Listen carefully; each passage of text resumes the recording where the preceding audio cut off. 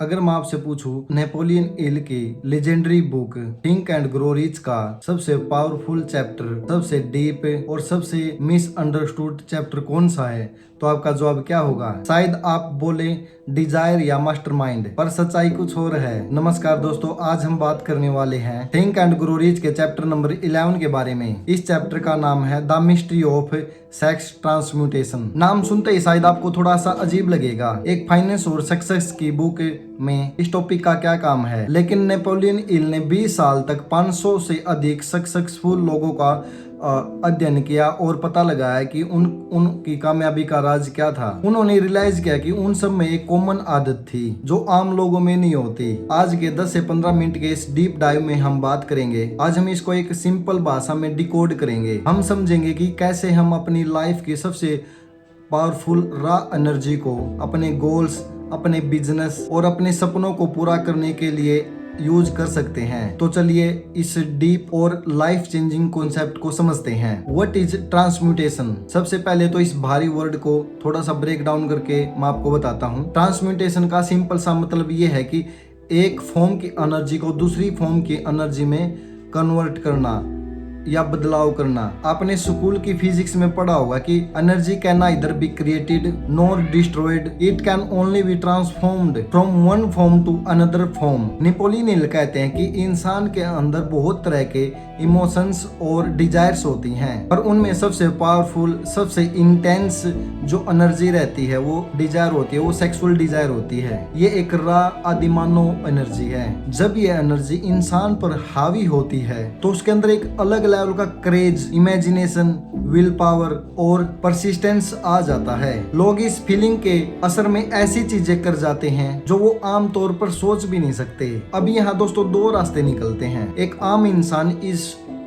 Raw energy को सिर्फ physically form में वेस्ट कर देता है, लेकिन एक हाईली सक्सेसफुल आदमी इस एनर्जी को समझता है। वो इसको डैम की तरह यूज करता है। जिस तरह नदियों पर एक बांध बनाए जाते हैं, जिस तरह नदियों के तेज बहाव को डैम बनाकर रोककर उसको इलेक्ट्रिसिटी में कन्वर्ट किया जाता है, उसी तरह एक सक्सेसफुल इंसान इस एनर्जी को अपने कैरियर, अपने आर्ट, अपने बिजनेस में या अपनी स्टडी में रीडायरेक्ट कर देता है। इसी रीडायरेक्ट करने के प्रोसेस को हम ट्रांसम्यूटेशन कहते हैं। लेकिन सवाल यह है कि इतनी पावरफुल क्यों होती है? नेपोलियन हिल कहते हैं कि जब हम इस एनर्जी को सरप्रेस यानी कि दबाने की कोशिश करते हैं तो मेंटली हमें नुकसान पहुंचाने की कोशिश करती है। आपने देखा होगा कि जो लोग अपनी डिजायर को फोर्सफुली दबाते हैं वो चिड़चिड़े और उनमें गुस्सा जल्दी जल्दी आने लगता है और फ्रस्ट्रेटेड रहते हैं हमेशा। हमें इसको दबाना नहीं है, हमें इसको एक नया रास्ता देना है। अब एक प्रैक्टिकल एग्जांपल लीजिए। जब कोई लड़का या लड़की किसी को पसंद करते हैं और उन्हें इम्प्रेस करना चाहते हैं, तब नोटिस कीजिए कि उनके अंदर कैसे बदलाव आते हैं। वो अपनी हेल्थ का ध्यान रखने लगते हैं, उनकी बातों में कॉन्फिडेंस आ जाता है, वो ज्यादा एम्बिशियस हो जाते हैं।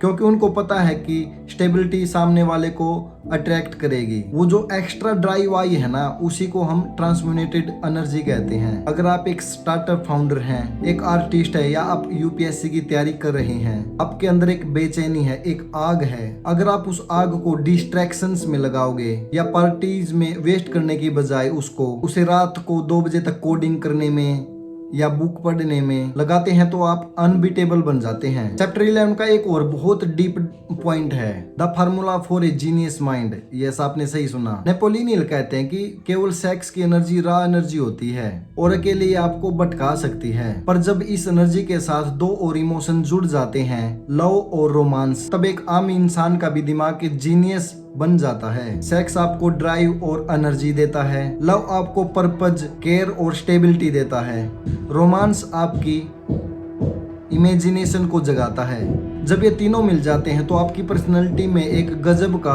मैग्नेटिज्म आ जाता है। आपने देखा होगा जब कोई लीडर्स या स्पीकर्स बोलते हैं तब लोग बस उन्हें सुनते ही रह जाते हैं। उनकी पर्सनैलिटी में एक करिश्मा होता है। ये मैग्नेटिज्म उसी हाईली फोकस्ड और ट्रांसम्यूटेड एनर्जी का रिजल्ट होता है। यही रीजन है कि बहुत से लोग अपने लाइफ पार्टनर को अपनी सक्सेस का सबसे बड़ा क्रेडिट देते हैं, क्योंकि वो लव और रोमांस की उनकी इस हाई एनर्जी को एक पॉजिटिव डायरेक्शन में चैनलाइज करने में मदद करता है। हिल ने अपनी रिसर्च में एक बहुत ही शॉकिंग पॉइंट ऑब्जर्व किया। उन्होंने देखा कि ज्यादातर हाईली सक्सेसफुल लोग अपनी लाइफ के 40 या 50 में 40 या 50s को क्रॉस करने के बाद ही अपनी लाइफ के पीक सक्सेस पर पहुंचते हैं। ऐसा क्यों? क्योंकि 20s और 30s में ज्यादातर लोग इस पावरफुल एनर्जी को समझते नहीं है, वो इसे फिजिकली और इमोशनली वेस्ट करते रहते हैं। पर 40s में आते आते वो मैच्योर होने लगते हैं, उन्हें प्रैक्टिकली इस एनर्जी को प्रोफेशन और काम में ट्रांसमिनेटेड करना आ जाता है। अगर आप अपने 20s या 30s में हैं, तो आपके पास एक अनफेयर एडवांटेज है। अगर आप आज ही इस कॉन्सेप्ट को समझ गए तो आपके पास एक्स्ट्रा 20 साल बचेंगे, तो आप उनसे 20 साल आगे निकल सकते हैं। अब आते हैं सबसे प्रैक्टिकल पार्ट पर। थ्योरी तो समझ ली, पर इसे रियल लाइफ में अप्लाई कैसे करें? मैं आपको 3 सिंपल स्टेप्स देता हूँ। स्टेप नंबर 1 है अवेयरनेस, पहचानो। जब भी आपके अंदर ऐसी स्ट्रॉन्ग इमोशनली और या फिजिकली डिजायर आए तो ऑटोमेटिकली रिएक्ट मत करो। 1 मिनट वेट करो और उस एनर्जी को अपने अंदर महसूस करो। पहचानो कि हाँ, मेरे अंदर भी बहुत एनर्जी है। सेकंड पॉइंट है द मेंटल शिफ्ट, उसको डायरेक्शन को बदलो। आप अब कॉन्शियसली अपने दिमाग को एक फिजिकली थॉट से हटाकर सबसे बड़े गोल पर लगाओ। अपने आप से पूछो, अगर मैं इस सेम इंटेंसिटी को अपने प्रोजेक्ट या स्टडी में लगाऊं तो क्या रिजल्ट मिलेंगे। स्टेप नंबर 3 है इमीडिएट फिजिकली एक्शन लो, काम में लग जाओ। एनर्जी को सिर्फ दिमाग में मत घुमाओ, उठो और कुछ फिजिकली एक्शन लो। पुशअप भी लगा सकते हैं आप, या जिम जा सकते हैं, लिखना शुरू कर सकते हैं, या अपना लैपटॉप खोलो और कुछ काम करना शुरू कर सकते हैं। कोई बुक पढ़ सकते हैं, या कोई आपकी मैथ की प्रॉब्लम जो सोल्व नहीं हो रही थी आपसे, उसको सोल्व करने में लगा सकते हैं इसको। आप देखेंगे कि आपका फोकस और आपका स्टेट ऑफ माइंड 10x होने लगेगा। ये एक आदत है, पहली बार में परफेक्ट नहीं होगा, लेकिन धीरे धीरे आप इसकी प्रैक्टिस करोगे तो आपको एक अलग ही लेवल की एनर्जी और आप इस इंजन को कंट्रोल करने लगोगे। तो ये था दोस्तों नेपोलियन हिल की थिंक एंड ग्रो रिच का सबसे मिस्टीरियस, रहस्यमयी पर सबसे इम्पैक्टफुल लेसन। याद रखिए, आपके अंदर पहले से ही वो सारी एनर्जी मौजूद है जो आपको दुनिया के टॉप 1% लोगों में ला सकती है। फर्क सिर्फ इतना है कि आप इस एनर्जी को वेस्ट करते हैं, और जो लोग सक्सेसफुल होते हैं वो इस एनर्जी को समझकर ट्रांसमिनेट कर लेते हैं। चॉइस आपकी है। अगर आज आपको ये ब्रेकडाउन वैल्यूएबल लगा तो वीडियो को लाइक जरूर करें और कमेंट में बताएं कि आप इस बुक का और कौन सा चैप्टर ब्रेकडाउन करवाना चाहते हैं। मिलते हैं आपसे अगली वीडियो में, और तब तक के लिए थैंक यू वेरी मच। वैसे हमने ये थिंक एंड ग्रो रिच हमारी सेकंड बुक है ये फाइनेंशियल सीरीज की। अगर मैंने एक प्लेलिस्ट बनाई हुई है, पहली बुक हमने द साइकोलॉजी ऑफ मनी पढ़ी थी, उसकी भी हमने एक सीरीज चलाई हुई है, और ये हमारा सेकंड बुक का चैप्टर नंबर 11 था। इसको मैं कंटिन्यू करूँगा। अगर आप भी इसमें आगे बढ़ना चाहते हैं तो आप इसको प्लेलिस्ट में जाकर सुन सकते हैं। Thank you very much.